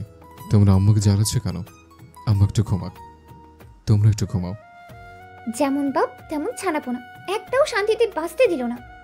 তাজওয়ার চোখ ছোট ছোট করে তাকালো, বিড়াল ছানার মতো মিনমিনিয়ে বলল, আমি আবার কি করলাম? কি বিড়বিড় করো? দুজন এখন দুজনকে তুমি বলার চেষ্টাই করে, তবে আগেকার অভ্যাস থাকায় মাঝে মাঝেই তুই চলে আসে। তাজওয়ার বোকার মতো হেসে বলল, কিছুই না, কি বিড়বিড় করবো? তুমি বলো, ক্ষুধা পেয়েছে? কিছু খাবে? হ্যাঁ, তোর মাথা। তাজওয়ার দীর্ঘশ্বাস ফেলল। অথই 2 হাত মেলে দিয়ে তাজওয়ারকে ইশারা করলো। তাজওয়ার খুব সাবধানে অথইকে তুলে নিজের বুকে টেনে নিয়ে বসলো। অথই অভিযোগের স্বরে বলল, এই দুইটা পেটে থেকে আমার জীবনের 12টা বাজিয়ে দিচ্ছে। বাইরে আসলে না জানি কি করে। তোর ছেলে মেয়ে তুই সামলাবি, বেশি জ্বালালে 3টাকে মেরে দেব। তাজওয়ার নিঃশব্দেই হাসলো। অথই আরও বকবক করলো। রাত বাজে 2টা, অথচ অথই না ঘুমিয়ে এসব করছে। তাজওয়ারের চোখে ঘুম থাকলেও মাথায় আছে অতন্দ্রিতার ঘুমাতে পারছে না। ও একা কেন কষ্ট করবে? কিছুটা ভোগ তো আমারও নিতে হবে, তাই সেও ঘুমাচ্ছে না। অথই সেভাবে থেকেই কথা বলতে বলতে ঘুমিয়ে গেল। তাজওয়ার আস্তে করে তাকে শুইয়ে দিল। হাত পায়ের নিচে বালিশ দিয়ে আরাম দেওয়ার চেষ্টা করলো। অথইর মুখের দিকে চেয়ে আওড়ালো, আমার জীবনের শ্রেষ্ঠ সুখটুকু তুই দিচ্ছিস। তোর কাছে আমি আজীবন ঋণী থাকবো অতন্ত্রিতা। আমাকে ছেড়ে না গিয়ে ভালোবাসার জন্য আমি আজীবন তোকে আগলে রাখবো, আর আমাদের পুচকে পার্টিকেও। তাজওয়ার অথয়ের কপালে ঠোঁট ছোঁয়ালো, তারপর পেটেও ঠোঁট ছোঁয়ালো। ঘড়ির কাঁটায় 3টে পেরিয়েছে, তাই সেও ঘুমানোর চেষ্টা করলো। পরদিনই হঠাৎ অথয়ের ডেলিভারির পেইন উঠল। তাজওয়ার তখন ওয়াশরুমে ছিল। রুম থেকে অথয়ের চিৎকারের আওয়াজ পেয়ে এসে গোসল অর্ধেক রেখেই ছুটে আসলো। কোনো রকমে একটা শার্ট গায়ে জড়িয়ে ভেজা চুলেই আঁকড়ে ধরলো অথয়কে। অথয় ব্যথায় চিৎকার করলো। পাজাকোলা তুলে নিয়ে ছুট লাগালো তাজওয়ার। অথয় ব্যথা সহ্য করতে না পেরে তাজওয়ারের শার্ট চেপে ধরল। চোখ দিয়ে তার পানি ঝরছে। তাজওয়ারের মুখ দেখে মনে হলো ব্যথাটা তারই লাগছে। তারই গলা শুকিয়ে যাচ্ছে। সে জিভ দিয়ে ঠোঁট ভিজিয়ে নিয়ে কোনো মতে বলল, কিচ্ছু হবে না, আর একটু সহ্য কর। অথয়ের মনে হলো সে বোধহয় আর বাঁচবে না। মাথায় অনেকগুলো উটকো চিন্তা আসলো। তার বাচ্চাটা ঠিকঠাকভাবে পৃথিবীতে আসতে পারবে তো? মাথায় তার বিভিন্ন চিন্তা। সে সেই ব্যথা নিয়েই তাজওয়ারকে কোনো রকমে বলল, আমাদের পুচকে পার্টির যেন কিছু না হয় তাজ। আমি না থাকলে তুই ওদের বুকে আঁকলে রাখবি। তাজওয়ারের গলা শুকিয়ে যাচ্ছে বারবার। এর মধ্যেই এমন কথা তার হজম হলো না। এই মেয়ে এমন উল্টাপাল্টা কথা কেন বলে? তার কিছু হয়ে গেলে সে থাকবে কেমন করে? তাজওয়ার ধমক দিতে চাইলো, তবে তার গলা দিয়ে ধমক বের হলো না। যত দ্রুত সম্ভব গাড়ি চালিয়ে হসপিটালে পৌঁছালো সে। অথয়কে ওটিতে নেওয়ার আগে পর্যন্ত সে শক্ত করে তাজওয়ারের হাতই ধরেছিল। তাজওয়ার অথয়ের হাত ছাড়তেই চাইল না। অথয়কে নিয়ে গেল সে অসহায়ের মতো বাইরে নিস্তব্ধ হয়ে বসে রইল। তার বুকের বাঁ পাশটায় তীব্র যন্ত্রণা হচ্ছে। জিভ দিয়ে ঠোঁট ভিজিয়ে সে কোনো মতে ফোন বের করলো। অনুজা সামিরকে কল দিয়ে আসতে বলল। হসপিটালে আসতেই অনুপম, অনুজা আর শামীমা বেগম খুব একটা দেরি করেননি। প্রেগনেন্সির শেষ সময়টা মেয়েরা বাপের বাড়িতে কাটালেও তাজওয়ার অথয়কে পাঠায়নি, বরং শামীমা বেগমকেই এনে রেখেছিল। আনোয়ারা বেগম তো ছিলেনই। আরব চৌধুরী এইসবে খুব একটা মাথা ঘামান না। গতকালই শামীমা বেগম একটুখানি বাড়িতে গিয়েছিল, আর আজই এসব হয়ে গেছে। তারা আসার কিছু সময় পরই সারা, সামির, রেশমা এসে পৌঁছালো। সবাই মিলে তাজওয়ারকে অনেক বোঝালো, তবে সে শেষ পর্যন্ত চুপচাপ বসেই রইল। ঘণ্টা 2 পরে 2টো বাচ্চা নিয়ে 2জন নার্স বেরিয়ে আসলো। একটা ছেলে আর একটা মেয়ে। একটা বাচ্চা অনুজা আর একটা সারা নিল কোলে। তাজওয়ার তাদের দিকে ফ্যালফ্যাল করে তাকালো। পরক্ষণেই শুধালো, আমার স্ত্রী ঠিক আছেন উনি? অনুজা ভীষণ সাবধানে এগিয়ে এসে তাজওয়ারের দিকে বাচ্চাটাকে এগিয়ে দিয়ে বলল, ভাইয়া নাও তোমার মেয়ে। তাজওয়ার ছোট ছোট চোখে চেয়ে হাত এগিয়ে দিল। অনুজা মেয়েটাকে তার কোলে তুলে দিতেই চোখ দুটো আনন্দে ছলছল করে উঠল। বাবা হওয়ার সুখ সে উপলব্ধি করলো হাড়ে হাড়ে। মেয়েকে বুকের সাথে মিশিয়ে নিতেই ছেলেটা কেঁদে উঠল। সারা হেসে বলল, এ তো দেখি ভালো হিংসুটে। তাজওয়ার, ওকেও কোলে নাও। অনুজার কাছে মেয়েকে দিয়ে ছেলেকে কোলে তুলে নিল। ব্যাস, ছেলের কান্নাও থেমে গেল। সবাই হেসে ফেললো এই দৃশ্যে। একে একে সবাই বাচ্চা দুটো কোলে নিল। অনুপম তো সাথে সাথেই বেরিয়ে গেল মিষ্টির দোকানের উদ্দেশ্যে। সে মামা হয়েছে, এই সুখের সময় মিষ্টি মুখ না করলে যে নয়। অতইকে কেবিনে দেওয়ার সাথে সাথেই তাজওয়ার তার কাছে চলে গেছে। সেই যে পাশে বসেছে আর ওঠেনি। অতই তাজওয়ারের দিকে ক্লান্ত দৃষ্টিতে তাকিয়ে শুধালো, এভাবে বসে আছিস কেন? তাজওয়ার জবাব দিল না। অথই দুপাশে 2টো বাচ্চা রাখা। অথই একবার দুজনের দিকে তাকিয়ে আবার তাজওয়ারের দিকে তাকালো। শামীমা বেগম কেবিনেই ছিলেন। ভাবলেন দুজনকে একটু কথা বলতে দেওয়াই উচিত, তাই তিনি আলগোছেই বেরিয়ে গেলেন। তিনি বেরিয়ে যেতেই তাজওয়ার বাচ্চাদের ভঙ্গিতে অথয়কে দু হাতে কোনো রকমে জড়িয়ে ধরল। অথয় হকচকিয়ে বলল, বাবু আছি। জানি আমি। অথয় শান্ত হয়ে গেল। এপাশ থেকে মেয়েটা ফ্যাল করে চেয়ে আছে। তাজওয়ারও তা দেখে বলল, বাবা মায়ের ভালোবাসা দেখতে হয় না, চোখ বন্ধ করো আম্মু। বাচ্চাটা কি বুঝলো কি জানে, সাথে সাথে চোখ সরিয়ে সিলিংয়ে চেয়ে হাই তুলল। অথয় হেসে ফেলল, নিচু গলায় বলল, বাপকা বেটি ছাড়। তাজওয়ার অথয়ের কপালে চুমু দিয়ে সরে গেল। অথয়ের এক হাতে ক্যানোলার মাধ্যমে ব্লাড দেওয়া হচ্ছে।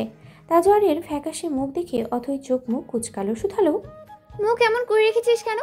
বেঁচে আছি বলে কি ভালো লাগছে না? সবসময় বেশি কথা বলে কি তোর অভ্যাস হয়ে গেছে? অতন্দ্রিতা, চুপ থাকতে পারিস না? ঘুমা। তো তুই মুখ অমন করে রেখেছিস কেন?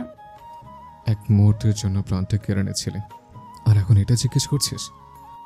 অথয় বুঝলো, ঠোঁট কামড়ে হাসলো সে। যেটা তাকে তুলনার চেয়ে একটু বেশি ভালোবাসে, এত আগলে রাখে যেন ছোট্ট কোনো বাচ্চাকে আগলে রেখেছে। অথয়ের জীবনের অনেকটা জুড়েই এখন তাজওয়ারও মিশে গেছে। এখন তো আরও দুজন বাড়লো সেখানে। তার ভাবনার মাঝেই তাজওয়ার বলল, আমার ভালোবাসার আগে দুজন বাড়লাম, আমি কিন্তু পুরোটাই চাই, বলে দিলাম। পারবো না। তাজওয়ার পাত্তাই দিল না আর, বাবুর সাথেই খেলতেই লাগলো। অনুপম গোটা হসপিটালে মিষ্টি বিলিয়ে আসলো বোনের কাছে। অথয়ের মাথায় হাত বুলিয়ে দিলে অথয় হাসলো, জিজ্ঞেস করলো, অনুজা কোথায়?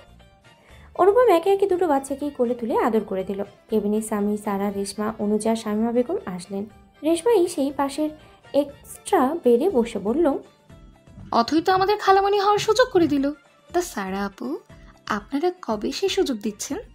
সারা এগিয়ে এসে তার মাথায় গাঁটটা মারলো, পাশে বসতে বসতে বলল, সেই হিসেবে তুইও তো লাইনেই আছিস, আমাদের আগে সুযোগ দে খালামণি হওয়ার। আমার তো আর সামির নেই যে এত দ্রুত সুযোগ করে দেব। সারা রেশমার পিঠে কিল বসালো। অনুপম একবার অনুজা আর একবার সামিরের দিকে তাকালো। দুজনের কেউই একবারও কারোর দিকে তাকায়নি। সামির তাজওয়ারের সাথে কথা বলছে আর অনুজা অথয়ের হাত ধরে বসে আছে। অনুপমের মাঝে মাঝে অপরাধ বোধ হয়, তবে অনুজাকে পাওয়ার লোভ এখন তার বেড়েছে, তাই সেই অপরাধ বোধ বেশিক্ষণ স্থায়ী হয় না। সামিরও সারার সাথে মিশে গেছে। জীবনে প্রথম প্রেম বা ভালোবাসা মানুষ কখনো ভোলে না, মনের কোথাও না কোথাও থেকে যায় স্মৃতিগুলো। সামির আর অনুজারও মনে হয়তো সেই স্মৃতির অংশ থাকবে। তবে যে যার বর্তমান নিয়ে খুশি আছে। সারা মনে প্রাণে বিশ্বাস করে সামির এখন তার অতীত নিয়ে সে ভাবে না, বর্তমানে যা আছে সেটাই সত্যি। তাজওয়ার আর অথয়ের মেয়ের নাম রেখেছে তাথই, আর ছেলের নাম রেখেছে অতনু। দুজনেই এখন 1.5 বছর বয়সে, কথা বলে আধো আধো। অথই সংসার সামলাচ্ছে পাক্কা গিন্নির মতো। এখন তো সংসারটা তারই। তাজওয়ার নিজেদের বিজনেসেই হাত দিয়েছে। আলম চৌধুরী 2 নাতি নাতনিকে পেয়ে সোজা হয়ে গেছেন। অথয়কে নিয়ে তার আর কোনো মাথা ব্যথা নেই। যতক্ষণ বাড়িতে থাকেন ততক্ষণ নাতি নাতনিকে নিয়েই থাকেন। অনুজা প্রেগনেন্ট।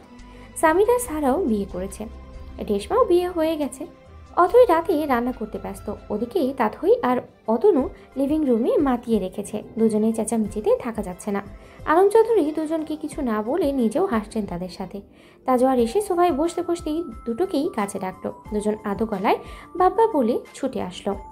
তাজওয়ার দুজনকে দুপাশে বসিয়ে শুধালো, চেঁচাচ্ছ কেন? কি হয়েছে? তাথই আগে আগে টেনে বলল, আচ্ছা আচ্ছা, ডাকছি মামাকে। তাজওয়ার তাথই আর অতনুকে নামিয়ে দিতেই তারা তাদের দাদুর কোলে দৌড় দিল। তাজওয়ার এগিয়ে গেল রান্নাঘরের দিকে। অথই রান্না করছে। তাজওয়ার গলা পরিষ্কার করতেই অথই রাগী গলায় জানিয়ে দিল, কাজের সময় পিরিত দেখালে খুন করে ফেলবো। বাচ্চাদের নিয়ে বসা হোক, আমি খাবার দিচ্ছি টেবিলে। তাজওয়ারের আর সাহস হলো না এগোনোর। ভয়ে ফাঁকা ঢোক গিলে সে যেভাবে এসেছিল সেভাবেই চলে গেল। বাচ্চাদের নিয়ে ডাইনিংয়ে বসলো খাবার খেতে। অথই এক এক করে খাবার দিল টেবিলে। আনোয়ারা বেগম গ্রামে গেছেন, তিনি শহরে বেশি দিন থাকতে পারেন না, তবে তাথই আর অতনুর জন্য বেশ অনেক দিনই থেকেছেন। আবার চলে আসবেন কবে যেন। খাওয়ার শেষে তাথই আর অতনু আলম চৌধুরীর সাথে তার রুমেই চলে গেল। তারা জেদ ধরেছে দাদুর কাছে গল্প শুনতে শুনতে ঘুমাবে। অথই অনেকবার ডাকার পরেও তারা শোনেনি। আলম চৌধুরীও মনের আনন্দে দুজনকে নিয়ে নিজের রুমে চলে গেলেন। অথই টেবিল গুছিয়ে রুমে যেতেই তাজওয়ার তার শাড়ির আঁচল টেনে ধরল। অথই কপাল কুঁচকে শুধালো, কি? ও বউ, কেন আমার কাছে আসো না? ও বউ, মনে রং লেগেই থাকে। ছেলে মেয়ে দুজনকে নিয়ে আসেন। বাবার তো বয়স হচ্ছে, এই দুটো বিচ্ছুর সাথে উনি পারবেন? তাজওয়ার অথইকে টেনে বাহুতে নিল, 2 হাতে জড়িয়ে রেখে বলল, ওরা আছে, থাকুক, আমি আমার বউয়ের সাথে রোমান্সটা সেরে ফেলি সেই সুযোগে। অথই 2বার তাজওয়ারের বুকে কিল দিল। তাজওয়ার ছাড়ল না তবুও। তার মাঝেই তাথই আর অতনু ছুটে আসলো। রুমের দরজা খোলাই ছিল। ওরা ঢোকার সাথে সাথেই দুজন দুই দিকে ছুটে গেল। তাথই আর অতনু ছোট ছোট চোখে চাইল, তারপর এক ছুটে দুজনের কাছে গেল। আলম চৌধুরী রুমের বাইরে থেকেই বললেন, বাবার কাছে যাবো যাবো বলে পাগল করে ফেলছে, আমি ঘুমাতে গেলাম। তাজওয়ার আচ্ছা বলতেই আলম চৌধুরী চলে গেলেন। অথই বিছানা করে দুজনকে মাঝে শুইয়ে দিয়ে নিজেও পাশে শুয়ে পড়ল। তবে দুজন থাকলো না মাঝে। বাবাকে পেয়ে বাবার বুকের উপরে হুমড়ি খেয়ে পড়ল। তাজওয়ার সাবধানে দুজনকে দুপাশে নিয়ে ঘুম বাড়াতে শুরু করলো। অথর মাথার নিচে হাত রেখে সব দেখলো। বিড়বিড় করে আওড়ালো, কষ্ট করে পেটে রাখলাম আমি, জন্ম দিলাম আমি, সারাদিন সামনে রাখি আমি, আর দুটোই হয়েছে বাপের পাগলা। তাহলে আর আমাকে কি দরকার? সারাদিন বাপের বুকেই থাকবি, বাপের পেটেই থাকতি। তাজওয়ার স্পষ্ট শুনলো সব। শব্দ করে হেসে বলল, এত হিংসা করো আমাদের? অথই মুখ বাঁকিয়ে চোখ ফিরিয়ে নিল। তাজওয়ারের বুকের উপর থেকে দুজনকে নামিয়ে আলগোছে শুয়ে দিল। একটা বালিশ ওপাশে রেখে সে এগিয়ে আসলো অথয়ের দিকে। অথই জাপটে ধরতেই, একটা সত্যি করে কথা বলো তো, আমার বাবাকে রাজি করিয়েছিলি কেমনে? তোর বাপের অবৈধ ব্যবসার প্রুফ ছিল আমার কাছে। এগুলো ভাইরাল করলে জেল ছিল নিশ্চিত। ওটার ফায়দা তুলে তোকে বিয়ে করে ফেলেছে। অথই চোখ মুখ কুচকালো। তাজওয়ার আরো শক্ত করে ধরলো তাকে। তাদের সংসারটা পরিপূর্ণ, সুন্দর একটা সংসার। তাদের জীবনে প্রেম এসেছিল অসময়ে, বিয়ে হয়েছিল অসময়ে। তবে সেই অসময় পেরিয়ে আজ তারা পরিপূর্ণ। তাদের অসম বেলা কেটে গিয়ে সুখের বেলা এসেছে দরজায়। তাজওয়ার অথয়ের কাঁধে নাক ডুবিয়ে নিয়ে ফিসফিসিয়ে আওড়ালো, অসমবেলা কেটে সব সুখ যেমন এসেছে তেমন ভাবেই থেকে যাক। অতন্ত্রিতা, তোকে ভালোবাসার মুহূর্তে আর কখনো অসমবেলা না আসুক।